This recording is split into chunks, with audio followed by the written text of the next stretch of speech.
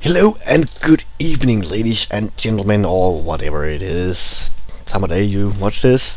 Cypher here with more Battlefield 3. Oh yeah, and I will again be using the KH2002. I'm in a full party this time. That's why I'm setting up my classes a little bit different than usual. Now, normally when I play solo, I always use squad ammo, but since I was in a party this time, we just decided to swap it up a little bit. The map I'm playing on is No Shah Canals, and again I'll be using my beloved KH2002. One of the best assault rifles in the game, if not the best assault rifle in my opinion. It's still currently my best weapon, just followed shortly by the 870 combat shotgun. Mostly because I've been playing on the bigger maps lately when I've been playing, and the bigger maps don't, as you might know, don't support shotguns that well, and that's why I'm using the KH2002. But it's a very nice rifle. Now this match was, I think it was my second or third day back from like a 2 or 3 week break from Xbox. When, as you can watch me fail here because I jump out too soon. Oh god, that's a fail.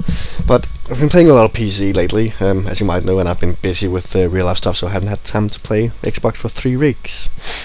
But I got this game, and funnily enough, at this point, I still hadn't gotten used to the controls again. I was actually, funny enough, I couldn't even get used to using the Cobra red dot sight on my KH2002, but the Russian holographic sight worked quite nicely, actually, especially in this match. I'm also using the silencer on the assault rifle. But as usual, people don't talk about gameplay anymore. I will talk about something else. Actually, I have some very interesting stuff to talk about, and that is science. Oh crap, science content. Ah, what is this? But yeah, as many of you may know, if you follow the news lately, just recently they found a new planet in what is called the Goldilocks zone. It's in the, I think it's still in this galaxy, but of course a different solar system. What I mean about the Goldilocks zone is it's a term that that scientists have come up with, derived from the Goldilocks. It's not too hot, not too warm, not too cold. It's just right. And I think they said that there was a great possibility of water being on that planet, which is well, that can sustain human life. And there are a couple of different terms that I want to discuss in this commentary today, and that is, well, among other things, life. How can we define life on another planet, and also how can we actually get there? Now, first of all, how can we define life? Well, scientists previously have defined life somewhat oddly, in my own opinion.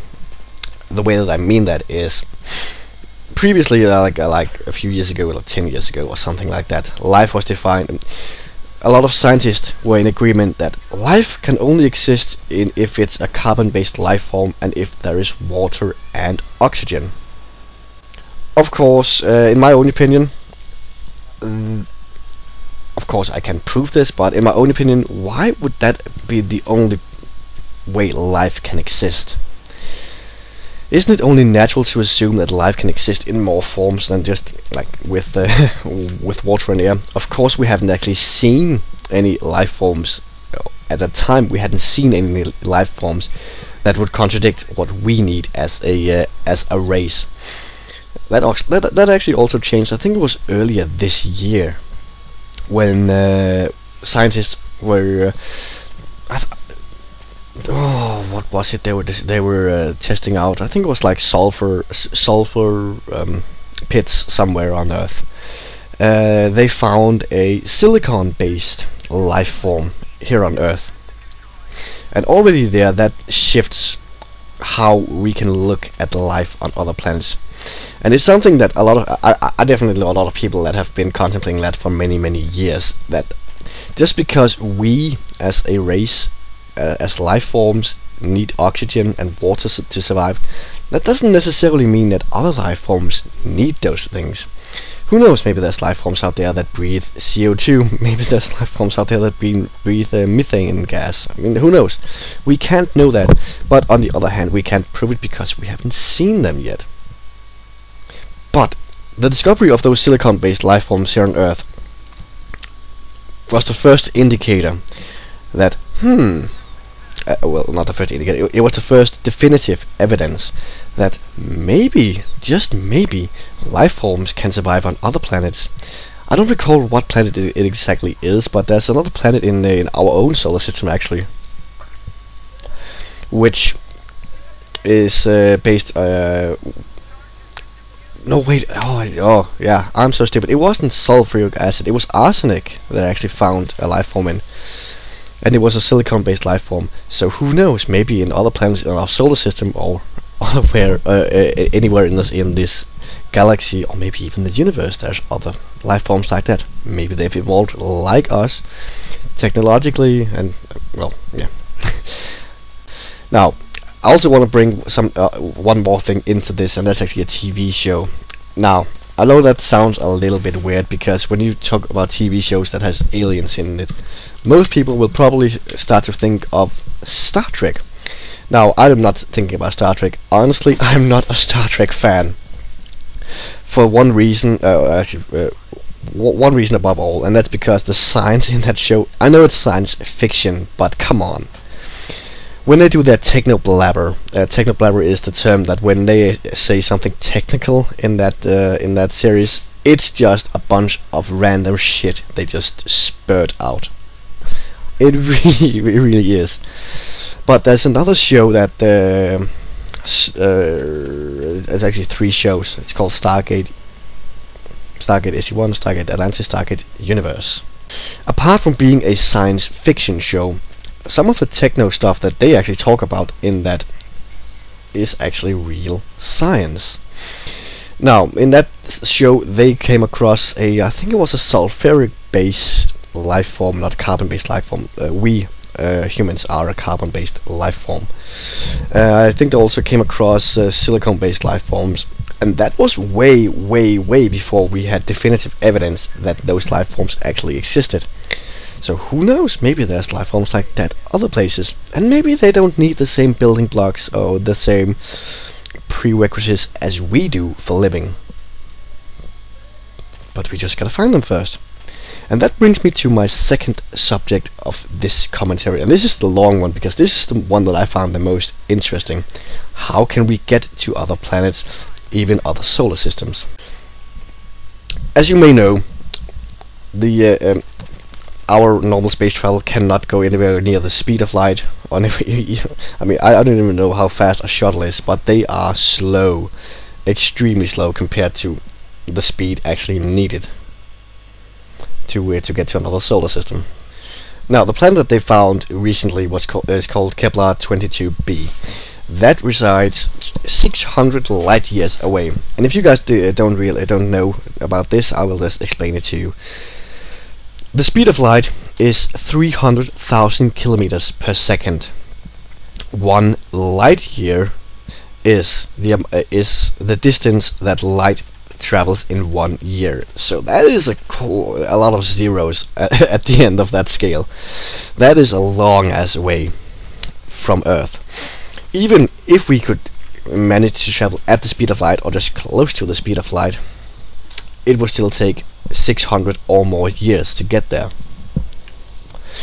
But traveling at those speeds actually also bring some other obstacles into play. The thing is that when you travel at the speed of light or close to the speed of light, time becomes a little bit difficult to manage. I'm actually not the best one to explain this. I have a clip of an actor from Stargate, the Stargate show, who can explain this a lot easier than me. I will just play that clip and then I will resume after that. So imagine if I had an identical twin, and I left her here on Earth and got into a sports car and drove into space at, say, 99% at the speed of light. As well as feeling slightly carsick. Whew. What Einstein said is that as I get faster, time moves slower. at least for me compared to my sister. So that when I returned from my journeys, I would have aged normally, but my twin would have aged a lot. In effect, I would have traveled into the future. And amazingly, this has actually been tested. That is, in a nutshell, the theory of relativity, that time is relative.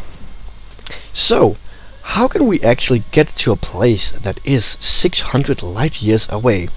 That is extremely tricky, and well, from what we know, we don't have that technology yet. But in order to actually get to it in a timely fashion, we would need to go faster than light.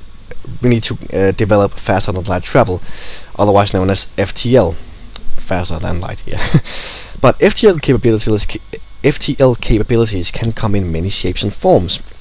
Now, we already have two that we know of. We don't have them, but we know of two that could be possible at some point.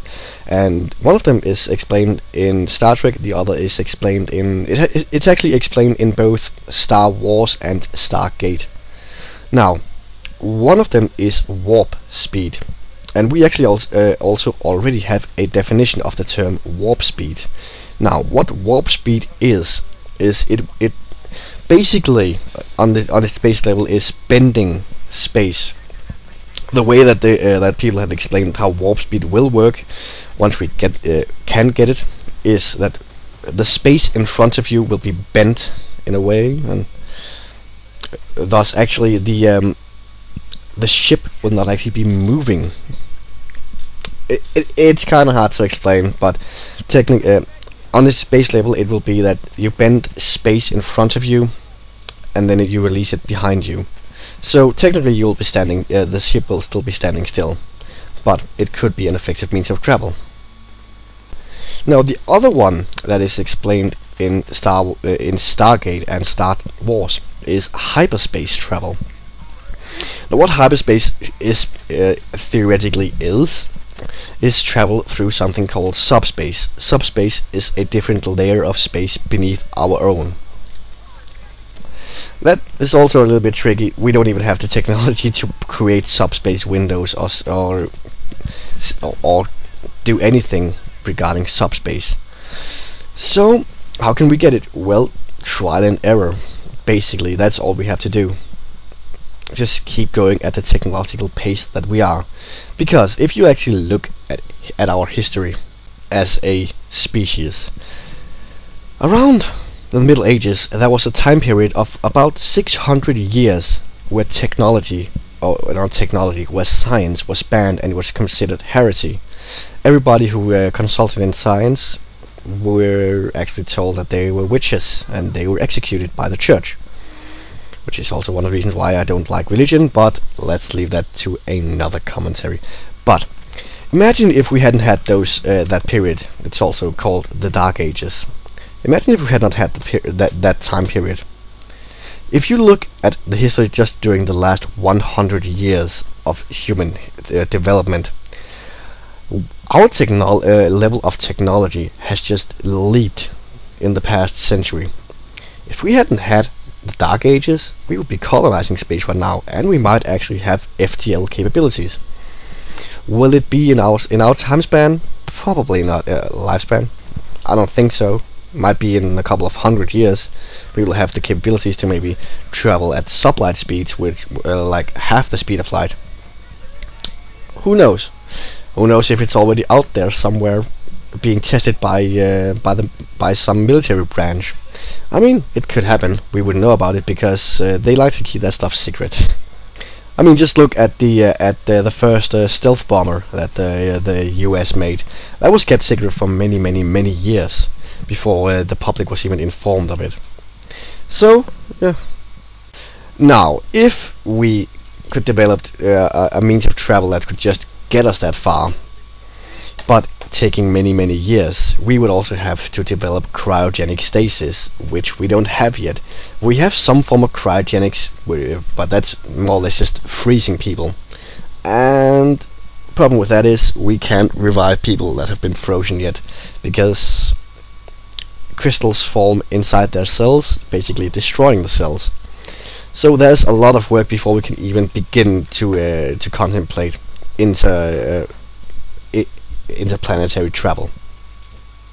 But nevertheless, I honestly find all this stuff very, very interesting. Another thing that is a little bit of a problem regarding that is a power source that could actually get us that far. Nuclear energy is one of the things that might actually get us that far. The only problem is that if you look at nuclear power plants, the fuel rods they use only last 1 year. So you'll have to find other means of getting a power source, and a new power source like that is actually under development. I saw a very interesting program, I think it was on Discovery Channel on National Geographic not too long ago, called Powering the Earth. Very interesting, you should actually watch that. But that was I think it was American scientists that was working on creating fusion energy, and fusion energy is basically the future of energy here on Earth, hopefully. What they're trying to do is they're trying to basically make a smaller version of the sun in a lab. That is a little bit tricky. The way that they do it is that they take hydrogen atoms and they heat them to extreme heat. I mean, they heat them to about I think it was a couple of million degrees Celsius, because when you heat them at that up to that amount of when you heat them that hot, they move extremely fast, and when they move that fast, they collide with each other. They fuse, and when they fuse like that, they create a lot of energy.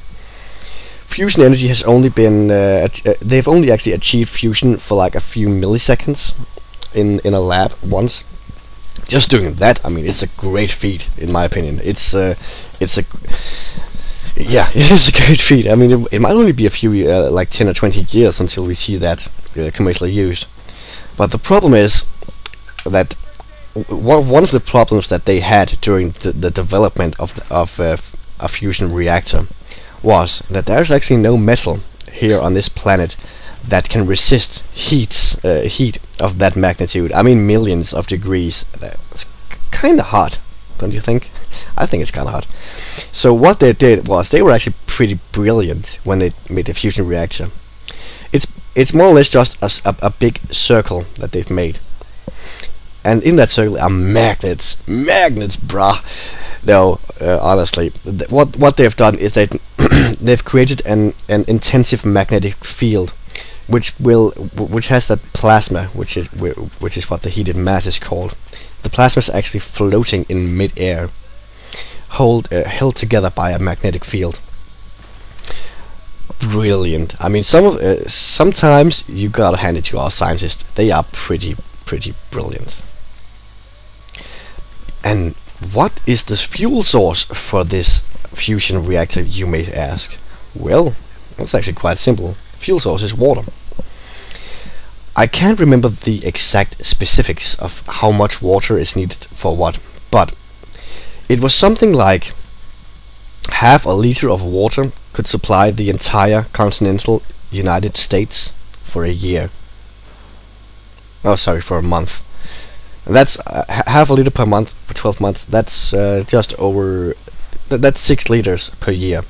That's 1.5 gallons for you Americans per year to supply the entire United States with electricity. That is fucking amazing, if you ask me. And they've already they are already testing all that stuff. Like I said, they've only achieved fusion for a very short time, but it might not be that long until they can achieve fusion on like a larger scale. The only problem is like that they have to do it very carefully, because what they're doing, well, yeah, they are fusing atoms together. It is kind of tricky. Now, I'm not a scientist, so I don't know the exact specifics of how that stuff works, and I don't even pretend to know everything about it. But this is just what I've read and seen in the documentaries that I like to watch.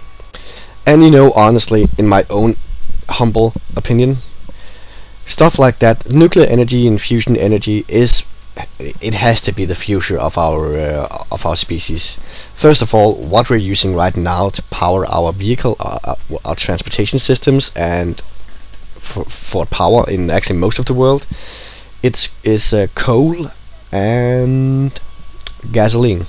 Oil is basically what it is, and that is what we call fossil fuels. You've all heard this shit before. Now, coal is basically just rocks that you throw in a furnace and burn, and the heat, and then they heat water, and the steam will turn a turbine. Now, gasoline, oil in that case, is actually comprised of fossils, tiny microbial fossils of plants and animals. So it's basically just it's animal goo, if you put it simply, that we use for transportation. And if you ask me, that's a little bit barbaric, if you look at it that way. I mean, imagine if an alien race came to this planet with all of their intergalactic or interstellar technology, and they saw that what we used to run our society is dead animals and rocks. Do you think they would take us seriously? Nah. Now, Denmark has been opposed to nuclear power for many, many, many years, and that was heightened by the flooding in Japan last year. But come on, nuclear energy is a lot cleaner and a lot safer than using coal. And the reason that the Tokyo power plant went down, I mean, come on, it's a 30-year-old power plant. It can't last forever. Besides, the earthquake that started all that stuff in Japan, it was the largest ever recorded in human history. How can you prepare for stuff like that? You can't. And I believe that that power plant in Japan was like 20 years old, and the technology has come so far since then. So I mean, it's safe, it's clean, and until we get until fusion generators are commercially available, nuclear power and wind power and stuff like that, that has to be the future of our race. We cannot depend on fossil fuels for much longer. Now, I'm not making this as an environmental thing, because I honestly don't give a crap about all that stuff. The planet, save the planet. Yeah, the planet's been here for like what, a few billion years. I think it'll survive us. Sure, it might not have an atmosphere, but I mean, all of that stuff can happen. Come on. I'm just saying that it's a little bit primitive and barbaric that we still use fossil fuels and haven't turned to more advanced sources of power. But yeah, I don't have any more to say about this subject today, but I'll probably make more commentaries about this stuff at a later point, because I really love science. I love watching all those documentaries.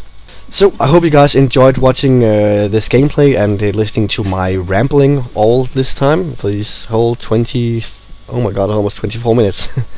But don't forget to leave a comment about what you think about this subject, if you have any, yeah, if you actually know anything about it or just have an opinion about it. And don't forget to subscribe for more Battlefield 3 content on this channel. Bye bye.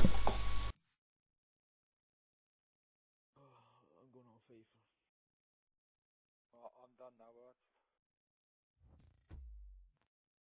Might have got leveled up. Maybe. Yeah, I got leveled up as well. I got a medal, Right. A squad medal. I'll see you